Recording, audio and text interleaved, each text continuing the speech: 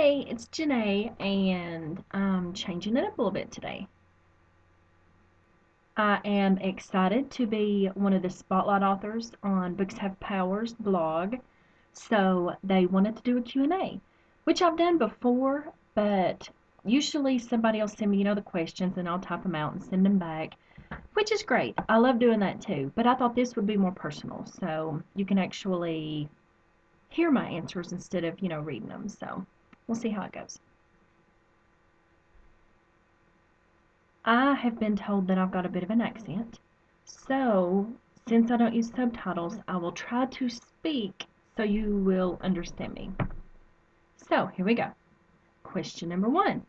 What inspired you to become an author, and when did you know you wanted to be one? I have no idea what inspired me to become an author, really. I know that's boring, but I guess I've just always known that I wanted to write. I used to write stories for my mom when I was little and make her read them. And I've always loved reading, and I guess I've had this story on my mind for years. And it finally got to the point where I wanted to write that story, I guess just to see if I could, so I did. And when I got the first book done, I let some people read it, which I was scared to death, but I let them read it, and they said, "You need to pursue this. Go ahead and try to publish it." So I did. Question two. How did you create the idea/plot for Feels Like Rain? It was easy, actually. My very first series ever, called For Always, at the very, very end of book three in that series, there's a character that's introduced, and I felt like he had a story that I wanted to tell, so that's where Feels Like Rain come from. This is kind of based on his story. Even though Feels Like Rain is a standalone novel, you can read it by itself. If you ever plan on reading the For Always series and you absolutely hate spoilers, I would read the For Always series first. But if you don't really care or you don't plan on reading it, you can read Feels Like Rain by itself and it will still make sense. So, question three. How long did it take for you to put your ideas together? Not long, because I really don't put ideas together. And I know that sounds bad and I don't recommend it, but I usually I write the story kind of in my head. I let it play out and write as I go. So my ideas are usually just all in my head. So they're really never put together. Question four. Do you feel you have any personal connections to the characters you develop? Oh my word. You have no idea. Yes, I definitely do. Some more than others. Some feel almost like real people to me, which is crazy, I know. But it's almost like when you read a book and you get so attached to the characters and you feel like you have that connection, like you actually know them. It's like that. Sometimes worse. Question five. Which character do you see the most of yourself in? In Feels Like Rain? Probably not any of them. In my For Always series, there's a character in that book that probably I see myself the most in out of all the characters I've written. Her name's Malin Reed, and she has some of the quirks that I have, so I probably see myself most in her than any of them. Moving right along to question six. Which character was the most difficult to write? That's a good question. I probably should have read through all these questions before I sat down to answer them. I don't think any of them were particularly difficult to write, but if I had to pick one, I would probably pick Dax, who is one of the main character, Callista. It's her brother, because he's kind of a bit of a turd. So he's mean and a bit. It's hard for me to relate to that. So I'd have to pick him. Number seven. Do you have a favorite part in the book? And I did read ahead on this one because that's a tough one. Um, I would think most authors have a favorite part in all their books somewhere, but in Feels Like Rain, I think my favorite part is where Jet, the main character, he can sense what others feel. He's been able to do that since birth.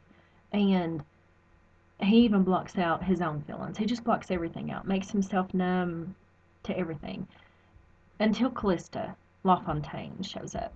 And when Callista shows up, he's intrigued that he wants to know what she's feeling, so he kind of lets her in.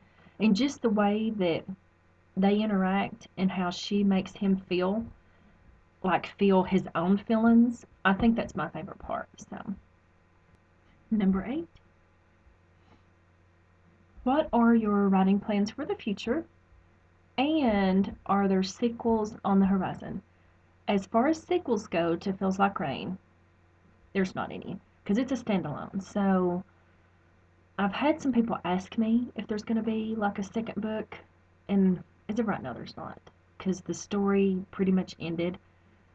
It doesn't mean there'll never be, but as of right now, no sequels. And as far as future writing plans, actually today I finished a novel called In an Instant.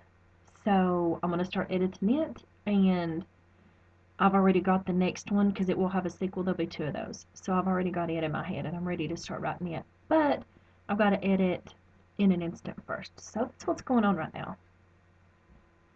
Number 9, getting down to the wire now. Who are a few of your favorite authors? That's a bit of a loaded question that I could really drag on for a long time. But I won't do that. So I will pick just a few.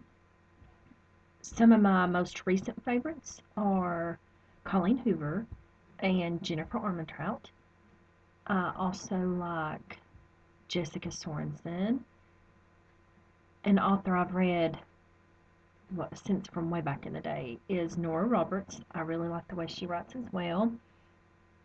And another one of my favorite authors that I've liked so far everything she's written is Stephenie Meyer. I'm a big twihard. Yeah, I said it. But I would probably have to say my all-time favorite just because she wrote one of my favorite series like ever, Harry Potter, is J.K. Rowling. She's good. And I like Stephen King too. And the last question is, do you have any advice or wisdom for aspiring authors? Yes, actually, I do. I could say, follow your dreams, don't give up, but that's pointless. Because if writing is your dream, you're not going to give up.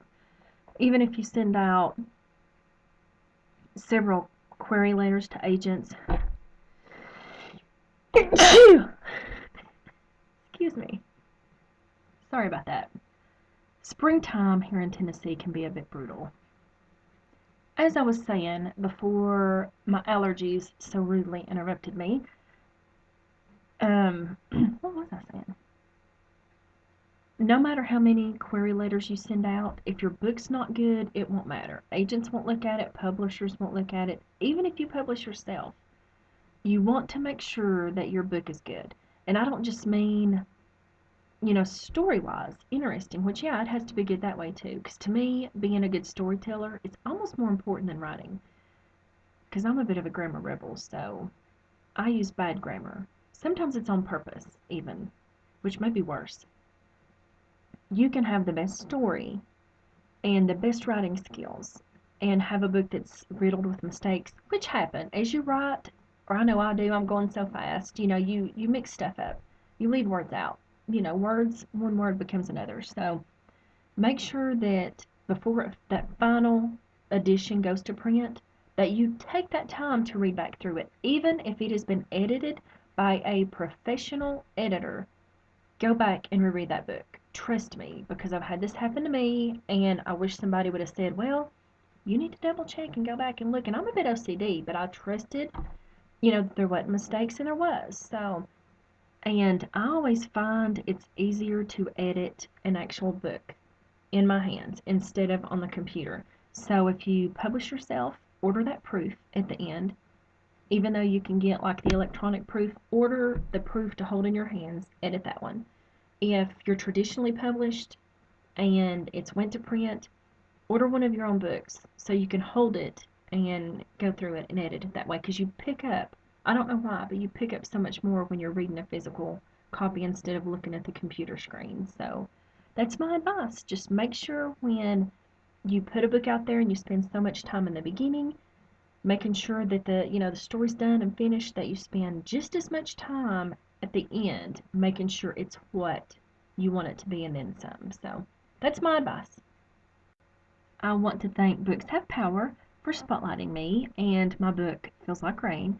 I truly, truly appreciate it. Without bloggers, a lot of authors would go completely unnoticed. Our books would rarely get read. So bloggers are our rock stars. So thank you so much. And if you want to connect with them, I'll put their blog link, which is bookshavepower.blogspot.com, but I'll put it down in the whatever that is down there so you can click on it. And you can also follow them on Instagram at Books Have Power. So thank you. Until next time.